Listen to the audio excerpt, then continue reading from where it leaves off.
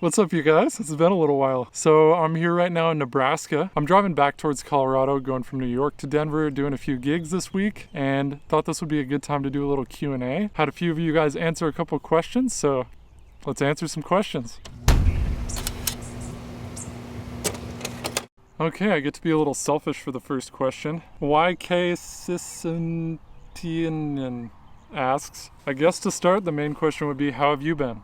I've been doing pretty good. I moved to New York a couple months ago and I've been taking a little time off of YouTube, as I'm sure you guys know. It's been a little crazy. The first couple months it was pretty tricky making a living out in New York, just playing a couple gigs here and there, working a little day job in the coffee industry for a little while, and started playing a lot more and got a call out of the blue from a really great drummer named Casa Overall. Go check out his music if you guys haven't. To go on tour with him and film the band and film kind of just like documentary style stuff about day in the life, touring with these guys and making content for them on the road. So at first I was almost a little hesitant because I was really trying to focus on drumming, but it could not have been a better blessing. Casa is just an amazing person. He's been super open with all of his ideas and sharing things with me as a drummer, and just hearing all of his stories, hearing everybody in the band stories. It's been amazing. Here we go, a little drummer stuff. What are your favorite sticks? And do you have any favorite ride cymbals for big band stuff? So to start off, the sticks I play right now are Vickforth MJC3s. They are Lewis Nash's stick. I think I've talked about these in a few videos, but really like these. They're just long enough for me. They sound really good on a lot of my cymbals. Everybody's a little different with what sticks they like. I think it kind of depends on like body type, how you play, how you hold the stick, your cymbals and everything like that. They work really well for my sound and the cymbals that I play, so try out the MJC3s and see if you like them. And the other part of that question was, do you have any favorite ride cymbals for big band stuff? So it's actually been going on 5 years now since I've really played in a big band. When I was going to school, I was the first year of the program, so we didn't have enough personnel basically through the entire time I was in school to start a big band. And they were trying to right before COVID happened, and then COVID happened, and the big band never happened until I left. So played in big bands a ton, 8th grade, all through high school. Very long-winded way of saying, at that time I didn't really have a huge arsenal of cymbals, especially towards the beginning of that. I was mostly playing on, I think it was like a dry something ride. I'll put a picture of it up, or maybe text. Anyways, if you find a really, really good cymbal, it should work for all things. Jeff Hamilton always talks about this, where his cymbals will work in a combo setting, they'll work in a big band setting, and he plays that same set for everything. So I'm kind of in that same vibe. I'll throw a few extra cymbals in there here and there to help support whatever kind of music I'm playing at the time, but I actually picked up a new cymbal that is very, very special, and I'll make a video on that soon, but give you a little hint. I'll show you real quick. Just gonna give you a little sneak peek. Most expensive cymbal I've ever bought, but a long, long time in the making. I'm very, very excited. Not gonna tell you what it is. Anyways, that was kind of a bad answer for big band cymbals, but just find a good cymbal that you really like the sound of and that you can manipulate to whatever type of group you're playing with. Doesn't mean you need to spend a ton of huge bucks. It just means that take some time and find a really good cymbal that you like. I would listen to a lot of different drummers and figure out a sound that you like and maybe try to mimic that. Like listen to Mel Lewis, Thad Jones, big band, listen to Clayton Hamilton Orchestra, more modern, listen to Count Basie, of course, with Papa Joe, listen to Duke Ellington, all those different people, and see what that ride cymbal might sound like and see what you might be able to get out of that sound. Got some geese over there. Dream drum set. I would say, and Mr. Francesco Ciniglio has basically this exact drum set, and we almost had a little argument over this. He has a blue sparkle round badge, 18, 14, 12, 14. And that is basically the dream drum set. But the argument we had is I said blue sparkle is the best color by far. And he didn't agree. I think he said the champagne something was his favorite color, but man, blue has always been my favorite color, and that blue sparkle does something for me. So if I had a blue sparkle round badge in bop sizes, oh yeah. How did I get into jazz? So I was going to an art school in Denver. It was a public art school that you had to audition to get into. And I'd been playing drums since I was 5. And this art school required you to audition on percussion. So I learned just that one summer, like my scales on the bells and just very basic like classical snare drum type things, and auditioned for the school. And I think most of what they were looking for, I was in 5th grade at the time, auditioning to get into 6th grade. And I think they were just looking for somebody that was really passionate and that wanted to learn about it. I got in, went to that school, did that for 3 years, and our jazz bands were really well known. My band director asked me to audition for the jazz bands in 8th grade. Auditioned for that. By some miracle, once again, I just kind of learned a little bit of how to play jazz with a private teacher over the summer. And by some miracle, got into the top big band out of 3 and was kind of thrown directly into the fire. So that year we went to Swing Central, which is a competition in Savannah for big bands. It had a lot of the Jazz at Lincoln Center guys teaching there. I think that year the special adjudicators that they have every year was the Christian McBride trio. So Christian McBride, Ulysses Owens, and Christian Sands, we got to hear them perform, and that changed my life. I didn't know you could swing that hard until that point. So yeah, kind of a long story, but that's how I originally got into jazz. And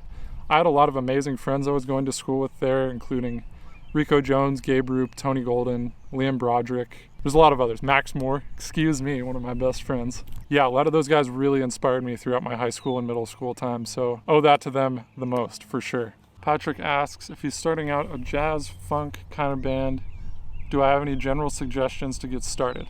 The main thing I would say is just to check out music that you're inspired by and listen to that with your whole band and just start to rehearse. Try to get better as a band, play together as much as you can. And the more you play together, the more you're gonna have a sound together and the more you guys are all gonna progress. And the second question, how do I prep for jam sessions? As a drummer, I've been going to quite a few of them, but I don't feel like I'm improving much. That's a very good question. I've felt like that a lot of times in my life where sometimes it can seem kind of sluggish to keep going to jam sessions and not feel like you're getting better, but you might not be going to the right jam session. I don't know if there's more jam sessions in your area, but usually if you don't feel like you're progressing by going to a jam session, you're probably not playing with people that are at a way higher level than you are. The most I've grown at jam sessions is going to a jam session where people can just play worlds better than me. I still do this to this day in New York. Going to a place like Smalls, if they have a really good band that night that's leading the jam session, you'll play with people that are better than you all night. There's no better way to learn than that. Sometimes it's really tricky, sometimes you'll be way down on yourself,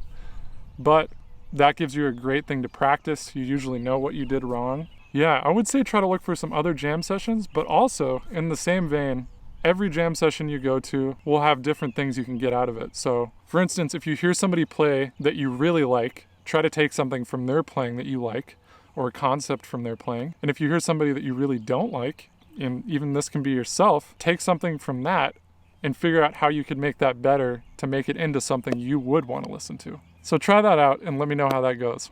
What's your favorite venue and why? I would say my favorite venue or my dream venue to play at is probably the Village Vanguard at this point. It's one of the most historical and most prestigious and oldest jazz venue in New York. All of my favorite jazz musicians have played there, done a week residency there, and that's definitely a dream of mine to be able to play, whether it's with my band or with somebody else's band, at the Village Vanguard someday. Kevin Moab Pacheco Segura says, good to know that you returned, Julian. Your content is tremendous and very helpful. That's awesome, my man. Greetings from Mexico, and sorry for my bad English. Your English is actually really good, man. Looks like we got one more here. Samuel Dietz. Looking forward to the new videos of you. My question would be, are you sometimes sort of bored by your own playing?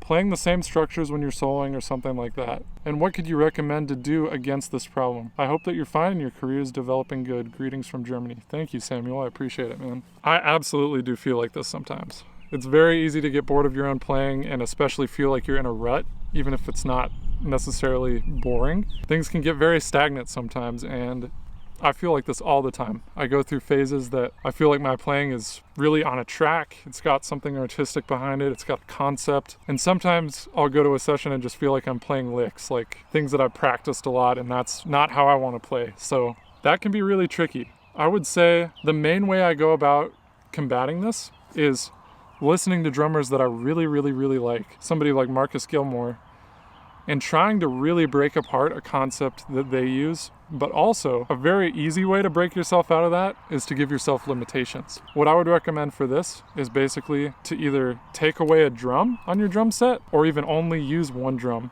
to solo. Only use one cymbal to solo. You can take away 1-2 combinations of different things. So for instance, you could take a bass drum, snare drum, and a ride cymbal. Don't use your hi-hat, don't use either of your toms, don't use a crash cymbal if you have one, and just play a solo with that. You can give yourself limitations with metronomes. You can give yourself different tempos to play at. You can put the metronome on 1, end of 1, 2.